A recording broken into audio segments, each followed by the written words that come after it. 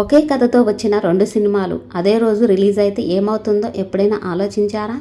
టాలీవుడ్ చరిత్రలో అలాంటి సంఘటన నిజంగానే జరిగింది. అది పెద్ద వివాదంగా మారింది. సినిమా ఇండస్ట్రీలో కొత్త కథలు ఎంతో విలువైనవి. కానీ కొన్నిసార్లు అదే కథ చుట్టూ వివాదాలు కూడా చెలరేగుతుంటాయి. ఇటీవల కూడా కొన్ని సినిమాలపై కాపీరైట్ సమస్యలు వచ్చిన విషయం తెలిసిందే. కానీ ఇలాంటి పెద్ద కాంట్రవర్సీ చాలా కాలం క్రితమే టాలీవుడ్ను కుదిపేసింది. 1989 కాలానికి వెళ్దాం. నందమూరి బాలకృష్ణ హీరోగా ఒక సినిమా మొదలైంది.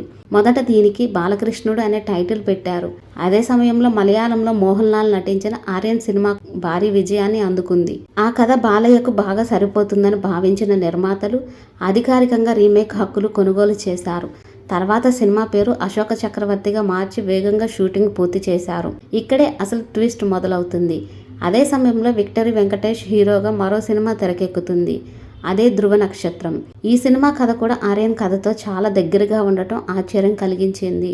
ఇక అసలు షాక్ ఏమిటంటే ఈ 2 సినిమాలు 1989 జూన్ 29న ఒకే రోజు ప్రేక్షకుల ముందుకు వచ్చాయి.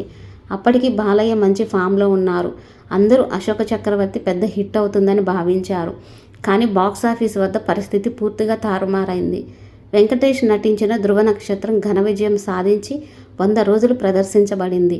మరోవైపు అశోక చక్రవర్తి మాత్రం ఆశించిన ఫలితం ఇవ్వలేదు. దీంతో నిర్మాతల మధ్య మాటల యుద్ధం మొదలైంది.